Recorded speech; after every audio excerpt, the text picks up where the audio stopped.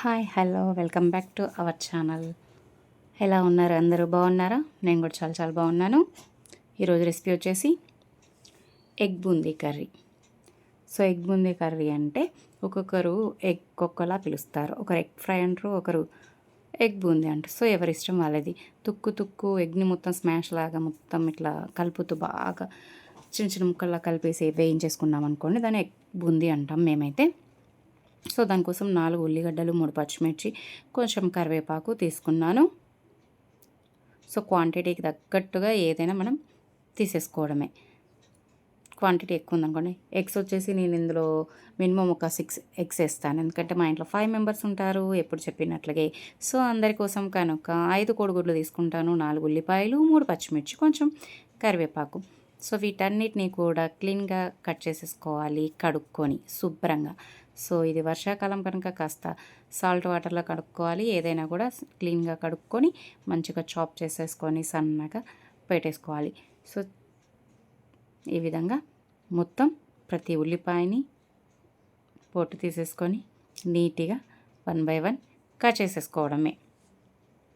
చాలా బాగుంటుంది egg boondi with puri. So రెండు కూడా ఈరోజు చూపించేస్తాను. పూరి అంటే ఆల్రెడీ ఇంతకుముందు ప్రీవియస్ వీడియోలో కూడా చూపించాను కనుక సో మొత్తం ప్రాసెస్ కాదు, జస్ట్ కర్రీ మాత్రం మొత్తం ప్రాసెస్. సో ఇలా అన్నిటినీ కూడా ఉల్లిపాయల్ని మంచిగా కట్ చేసేసుకొని సో ఈ చాపర్లో వేసేసుకోవాలి. చాపర్లో వచ్చేసి ఏంటంటే సన్నగా తుక్కు వచ్చేస్తుంది ఉల్లిపాయ. సో మన ఈ ఎగ్ బూందీ కర్రీలో ఏంటంటే ఉల్లిపాయ అనేది కనిపించదు, అది సన్నగా కట్ చేయడం వల్ల ఫ్రై అయిపోయి కనిపించదు. మొత్తం ఎగ్స్ వేసుకొని చేసేసుకున్నామా మనం బూందీ కర్రీ అనేసి అనిపించేలా కనిపిస్తుంది అనమాట. సో మీ ఇష్టం, మీరు కట్ చేసుకుంటారంటే కూడా సన్నగా చాప్ చేసుకోవచ్చు. నేను మాత్రం నాకు కాస్త ఎర్లీ మార్నింగ్ ఇది నేను బ్రేక్ఫాస్ట్కి ప్రిఫర్ చేస్తున్నాను. సో పిల్లలు స్కూల్కి 8కి వెళ్ళిపోతారు, 8-10 కల్లా ఇది అందించేయాలి వాళ్ళకి. 8-10కి స్కూల్కి వెళ్ళిపోతారు, అంటే నేను బిఫోర్ 8కే వాళ్ళకి టిఫిన్ పెట్టాలి, పూరీను egg fry boondi curry. So అందుకని నాకు టైం తక్కువ ఉంటుంది కనుక స్పీడ్గా కావాలనేసి నేను దీంట్లో చేసేసుకుంటున్నాను.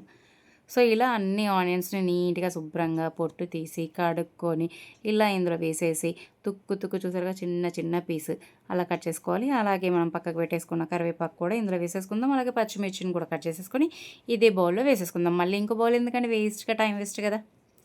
టైం వేస్ట్ ఇంకో బౌల్ తీసుకునేసరికి అండ్ ఒక గిన్నె వేస్ట్, ఎందుకు అదే యూస్ చేసేసుకుంటే అయిపోతుంది. సో అలా మధ్యకి చీల్చి కట్ చేసేసుకోవడమే. సో ఇప్పుడు ఇది పక్కకు పెట్టేసుకొని స్టవ్ వెలిగించేసుకొని ఒక గిన్నెని పెట్టేసుకోవాలి.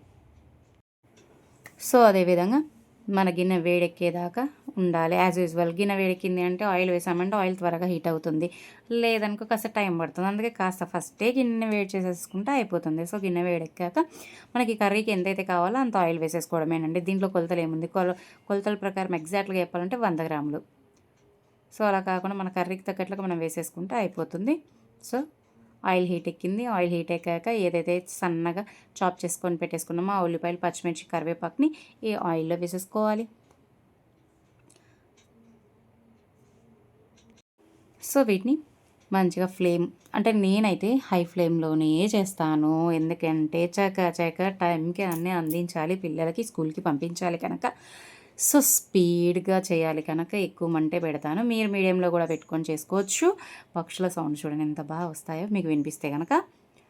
సో మనం ఏదైనా సౌండ్ని ఆపచ్చు, కానీ ఈ వీడియో కోసం పక్షుల సౌండ్ని మాత్రం ఆపలేము కదా. ఇలా నేను హై ఫ్లేమ్లో పెట్టేసుకొని వీటిని చకచక ఎర్రగా వేగేంత వరకు ఫ్రై చేసేసుకోవడమే. కొంచెం స్టార్టింగ్లోనే మనం ఉప్పు కర్రీకి తగ్గట్లుగా మొత్తం మన కూరకి ఎంత అయితే ఉప్పు సరిపోతుందో అంత 1.5 స్పూన్ పడుతుంది నాకైతే, ఎందుకంటే 4 ఉల్లిపాయలు, 6 కోడిగుడ్లు. సో ఒక హాఫ్ కేజీ కర్రీ కంటే ఎక్కువే అవుతుంది ఇదంతా కలిపితే కనుక.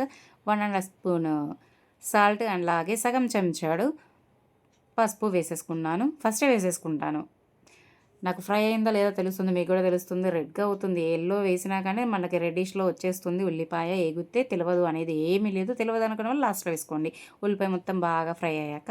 లేదు మాకు అర్థమవుద్ది అనుకున్న వాళ్ళు ఈ స్టేజ్లో వేసేసుకోండి, బాగుంటుంది. సో ఏం చక్కగా వీటిని మంచిగా ఎర్రగా వేయించేసుకోవాలి. ఇలానే ఫ్లేమ్లో పెట్టేసుకొని బాగా ఫ్రై అవ్వాలి. ఉల్లిపాయ మాత్రం బాగా ఫ్రై అయిపోవాలి. సో చాలా బాగుంటుందండి, టేస్ట్ మాత్రం బాగుంటుంది. అండ్ ఊరికే శనగపిండి కూర ఇలాంటి కర్రీస్ చేస్తే కూడా పిల్లలు నచ్చరు కదా. ఎగ్ అయితే అప్ప యమ్మీ యమ్మీ అమ్మ బాగుందమ్మా, ఇలా మంచిగా ఉంది, ఇలా అయితేనే తినేస్తామని చకచకా చకచకా తినేస్తారు. సో టిఫిన్కి కానీ రైస్కి కానీ రెండింటికి పనికొస్తుంది. మిగిలిపోతే రైస్లో వేసుకోకుండా పడేసుకోము కదండి. రెండింటికి కూడా చాలా చాలా బాగుంటుంది ఈ ఎగ్ బూందీ కర్రీ. మీరు కూడా ఖచ్చితంగా ట్రై చేయండి, చాలా టేస్టీగా ఉంటుంది. సో ఇలా మొత్తం అంతా ఉల్లిపాయని బాగా మగ్గించుకోవాలి. గోల్డెన్ రెడ్ వచ్చేంత వరకు ఖచ్చితంగా గట్టిగా ఎర్రగా వేయించేసుకోవాలి. లేదు అంటే మన ఎగ్ బూందీ అనేది బూందీ కాకుండా మొత్తం మెత్తగా కర్రీ మెత్తగా వచ్చేస్తుంది. సో ఎంత గట్టిగా నీట్గా మంచిగా ఎర్రగా ఫ్రై చేసుకుంటే ఆనియన్ కర్రీ అంత బాగా వస్తుంది, మర్చిపోకండి. సో ఇక ఇలానే వేయించుకుంటూ ఉండాలి. సో మొత్తంగా ఇలా మంచిగా రెడ్గా ఫ్రై చేసుకుంటూ ఉండాలి. మనం ఆనియన్స్, పచ్చిమిర్చి, కరివేపాకుని కొంచెం టైం పట్టినా పర్లేదండి, కాస్త బాగా రెడ్గా మాత్రం ఫ్రై అవ్వాలి. చాలా టైం పడుతుందండి, 10 నిమిషాలు పావుగంట ఖచ్చితంగా పడుతుంది. ఎందుకంటే ఆనియన్ చాలా చాలా చాలా చాలా ఫ్రై అవ్వాలి. సో టైం తీసుకోండి, ఓపిక చేసుకోండి. లేదు అంటే ఇంత టైం అని మాత్రం అనుకోకండి. ఎగ్ బూందీ కర్రీ బాగా రావాలి అంటే ఈ ఉల్లిపాయ ఏగే విధానంలోనే ఈ కర్రీ మొత్తం ఆధారపడి ఉంటుంది. సో అలా ఫ్లేమ్ పెట్టుకొని వేయించుకుంటూ ఉండాలి. చూసారా 3 మినిట్స్ ఈజీగా పడుతుంది. ఇంకా నేను చాలా కట్ చేస్తూనే మీకు ఇంత టైంలో అట్లా కనిపిస్తుంది. లేదు అంటే మాత్రం ఇంకా చాలా టైం పడుతుంది. మినిమం 10 నిమిషాలు పట్టింది. ఎక్కడ స్కూల్కి వెళ్ళే టైంకల్లా అవుతుందా కాదని నా మీద నాకే డౌట్ వచ్చిందనమాట ఈరోజు. ఎందుకంటే ఇది అయిపోవాలి, పూరి చేయాలి, 2 చేయాలి, చక ఉన్న టైంలో పాలు పోయాలి, ప్రతిదీ చూసుకోవాలి కదండి మనమే. సో టైం చాలానే పట్టింది.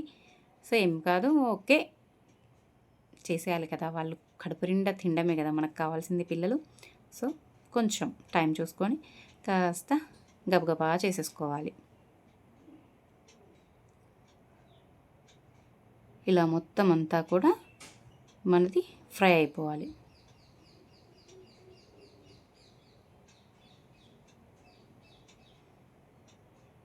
మధ్యలో కలుపుకుంటూ ఉండాలి ఎర్రగా. సో మధ్యలో కలుపుకుంటూ ఉంటే కూడా ఏంటంటే అడగంటదు. సో నాకు ఇక వర్క్ ఉంది కదా అని చెప్పేసి నేను అటు ఇటు తిరుక్కుంటూ కొంచెం మీడియం ఫ్లేమ్లో కూడా పెట్టేసి అటు ఇటు తిరుక్కుంటూ మిగతా వర్క్ చూసుకుంటూ దీన్ని ఫ్రై చేసుకుంటున్నాను అనమాట. అందుకే నేను మధ్యలో కలపట్లేదు. సో మనకు తెలిసిపోతుంది కదా ఎంతసేపు ఏగుతుంది ఏగదు అనేది కూడా, అడగంటదా అనేసి. అందుకే నేను చూసుకుంటూ చేసేసుకున్నాను వర్క్ అంతా. సో ధనియా పొడి, జీరా పొడి, ధనియా పొడి 1 చెంచాడు, జీరా పొడి సగం చెంచాడు, గరం మసాలా పావు చెంచాడు ఈ స్టేజ్లో వేసేసుకొని బాగా కలిపేసేసుకోవాలి. సో ఇవన్నీ వేగాక మనం అల్లం వెల్లుల్లి పేస్ట్ వేసుకోవాలి. అల్లం వెల్లుల్లి పేస్ట్ కనుక ముందే వేస్తే మన ఉల్లిపాయ వచ్చేసి గట్టిగా వేగదు. ఆయిల్ కూడా చాలా తక్కువనే వేసుకోవాలి. అంతకంటే ఎక్కువ వేసుకున్నారనుకోండి మెత్తగా వచ్చేస్తుంది. కూర మాత్రం కూరలా కాదు, బూందీలా రావాలి, పొడిగా. సో అల్లం పేస్ట్ 1/2 స్పూను. ఇది చిన్న గంట అండి, సగం గంట అంటే స్పూన్ వైజ్ అయితే 1 చెంచాన్నర. అది ఎలాగైనా అందరికీ తెలుసు కదండి. ఉల్లిపాయలు అలాగే మనం తీసుకునే గుడ్లను బట్టి క్వాంటిటీని బట్టి మనం అల్లం వెల్లుల్లి పేస్ట్ వేసేసుకుంటాం. ఇది అసలే ఫ్రెష్, అందుకని నేను కొంచెం తక్కువగానే వేసాను, ఇంకొంచెం ఎక్కువ కూడా వేసుకోవచ్చు. సో అల్లం వెల్లుల్లి పేస్ట్ కూడా వేసాక బాగా కలిపేసుకొని ఒక 5-10 నిమిషాలు మగ్గబెట్టుకోవాలి. తర్వాత కొత్తిమీర కూడా వేసేసుకున్నాను. నేను ప్రతి కర్రీలో కూడా చెప్తున్నాను, నేను కొత్తిమీర ఎప్పుడు లాస్ట్లో వేయని తీసి పడేస్తారని, కాస్త ఫ్రై చేస్తాను వేసేసి. సో ఈ విధంగా కొత్తిమీర కూడా వేసేసుకొని కలిపేసేసుకోవాలి. సో ఫైనల్గా చూడండి మనది ఎంత బాగా వచ్చిందో, మొత్తం ఫ్రై అయిపోయింది, మెత్తగా రాలేదు. ఉల్లిపాయ మంచిగా క్రిస్పీగానే గట్టిగా బ్రౌన్గానే మంచిగా వేగింది. సో మన కారానికి సరిపడా నేనైతే నా వచ్చే క్వాంటిటీకి 2.5-3 స్పూన్స్ వేసుకోవచ్చు. ఇంకాస్త గట్టిగా కారం కావాలి అంటే 4 స్పూన్స్ కూడా వేసుకోవచ్చు. అస్సలు తక్కువ కాదు, ఉల్లిపాయ తేగే ఉంటుంది కనుక ఖచ్చితంగా పడుతుంది. సో మేము తినే కారానికి తగ్గట్టు నేను కారం చూసి అడ్జస్ట్ చేసేసుకుంటాను. సో కారం వేసేసాక ఎక్కువసేపు కలపద్దు, 1 నిమిషం 30 సెకండ్స్ కలిపేసి ఎగ్స్ వేసేసుకోవాలి. చూసారు కదా 6-7 కోడిగుడ్లు తీసేసుకున్నాను. సో ఇక ఈ కోడిగుడ్లను మొత్తం అందులోకి వేసేసుకున్నాక సో ఇక ఇది బాగా కలుపుకుంటూ ఉండాలి. ఇంకా అలానే పొయ్యి మీద పెట్టేసి వదిలేయకుండా మధ్య మధ్యలో కలుపుతూ కలుపుతూ కలుపుతూ ఉండాలి. కలుపుతూ ఉంటే ఏంటంటే బాగా అడుగంటకుండా అండ్ కలపడం వల్ల ఏంటంటే బిల్లలు బిల్లలు ఉండకుండా తుక్కు తుక్కు తుక్కు అవుతుందన్నమాట మన ఎగ్ బూందీ. సో తుక్కు తుక్కు చేయడమే ఎగ్ బూందీ కర్రీ స్పెషాలిటీ. అలా తుక్కు తుక్కయి చిన్న చిన్న చిన్న పొడం పొడంలాగా రావడం వల్లనే దీన్ని ఎగ్ బూందీ కర్రీ అంటారు. సో ఈ విధంగా కలిపేసేసుకోవాలి. మొత్తంగా కలుపుతూనే ఉండాలి. అలా ఒక 5-10 నిమిషాలు కలుపుతూనే ఉండాలి. చక్కగా ఎంత బాగా కలుపుకుంటే అంత బాగుంటుంది. కానీ అద్దరిపోద్దని టేస్ట్ మాత్రం. సో టైం అవుతుంది కనుక ఇంకో స్టవ్ మీద నేను ఆయిల్ పెట్టేసేసుకుంటాను పూరీకి. ఒక ప్యాన్ పెట్టేసుకొని దాంట్లో ఆయిల్ వేసేసుకొని పూరి కూడా చేసేసుకున్నామంటే మన ఎగ్ బూందీ కర్రీ వేతు పూరి. ఎగ్ బూందీ కర్రీతో పూరి మాత్రం అద్దిరిపోతుందండి. టేస్ట్ మాత్రం చాలా బాగుంటుంది. ఖచ్చితంగా తప్పకుండా ట్రై చేయండి. మీరు కూడా చేసుకోండి. దాని టేస్ట్ తెలుస్తుంది. కోర్స్ ఎగ్తో ఖచ్చితంగా కాంబినేషన్ పూరి చేసుకొని చాలామంది తింటూనే ఉంటారు. కానీ ఇలా ఎగ్ బూందీ ట్రై చేయండి. ఇంకా ఇది ఎంత గట్టిగా వేపుకొని అంత బాగుంటుంది. కానీ మా ఆయన కోసం ఏంటంటే కాస్త తక్కువగానే వేయించాను. లేదు అంటే ఇంకా మొత్తం రబ్బర్ మాదిరి వేయించాలి ఎగ్ని. సూపర్ టేస్ట్ ఉంటుంది. చాలా చాలా బాగుంటుంది. పిల్లలు కూడా ఎంతో ఇష్టంగా తినేస్తారు పూరి. సో చూపిస్తున్న విధంగా పూరీలన్నీ రుద్దేసేసుకొని కాల్చేసుకోవాలండి. నేను పూరి మాత్రం పిండి కలపడం ఇవన్నీ చూపించట్లేదు. ఇంతకుముందు ఆల్రెడీ చూపించాను. సో అంత టైం కూడా లేదు, అందుకే చూపించట్లేదు. పిల్లల వరకు చేస్తున్నాను. ఒక 6 పూరీస్. సో మన పక్కన ఇటు కర్రీ కూడా కలుపుతూ ఉండండి. చూడండి కర్రీ కూడా మొత్తం దగ్గర పడిపోయింది. మొత్తం బాగా ఫ్రై అయిపోయింది. ఆయిల్ కూడా కనిపించట్లేదు చూడండి. ఆయిల్ అనేదే ఉండదు. చాలా తక్కువ ఆయిల్తోనే అనమాట ఎగ్ బూందీ కర్రీ. మనకి ఇదే సేఫ్. సో ఈ విధంగా బాగా కలిపేసేసుకోవాలి. సో కంప్లీట్ అయిపోయింది మన కర్రీ వచ్చేసి. హ్యాపీగా మొత్తం కలిపేసుకొని ఒకసారి గట్టిగా మన స్టవ్ ఆఫ్ చేసేసుకుందాం. సో ఈ విధంగా మొత్తం అంతా కలిపేసేసుకోవాలి. చక్కగా కలిపేసేసుకొని స్టవ్ ఆఫ్ చేసేసుకోవడమే. ఇంకా ఫైనల్ అయిపోయింది మన కర్రీ వచ్చేసి. ఎగ్ బూందీ కర్రీ చూడండి ఎంత బాగుందో. ఇంకా తుక్కు తుక్కు కూడా చేసుకోవాలనుకుంటే. సో మన కర్రీ అయిపోయింది. గిన్నె పక్కకు పెట్టేశాను. పూరీలు కాల్చేసుకుంటున్నాను. ఎందుకంటే టైం అయిపోతుంది. స్పీడ్గా చేసేసుకుంటానే కదా పిల్లలకి అందేది. వాళ్ళు తింటేనే కదా మనం తిన్నట్లుండేది. వాళ్ళు తింటే చాలు, మనం తినకపోయినా మన కడుపు రెండిందంతా సమానం. సో వాళ్ళ కోసమే స్పీడ్గా చేస్తున్నాను. సో నా కర్రీ అండ్ నా పూరీలు నచ్చినట్లయితే లైక్ చేయండి, షేర్ చేయండి, కమెంట్ చేయండి, సబ్స్క్రైబ్ చేయడం మర్చిపోకండి. బెల్ ఐకాన్ కొట్టండి. నా పూరి రౌండ్గా రాదండి, నాకు అంతే వచ్చు, వంకలు పెట్టకండి. సో చేస్తున్నానా లేదా అన్నది ఇంపార్టెంట్, అంతే తప్ప మరీ రౌండ్గానే అయినా ఎవరు కనిపెట్టారండి రౌండ్గానే రావాలని? ఎలాగైనా రావచ్చు కదా, ఏమంటారు? సో పిల్లలకి పెట్టేస్తున్నాను. ప్లేట్లో కర్రీ వేసేసి పూరీలు పెట్టేస్తున్నాను. వాళ్ళు తినేస్తే నాకు హ్యాపీగా ఉంటుంది చేసిన దానికి. అమ్మయ్య తిన్నారు అనేసి. లేదంటే తినకుండా వెళ్ళిపోతే మళ్ళీ ప్రాబ్లం కదా.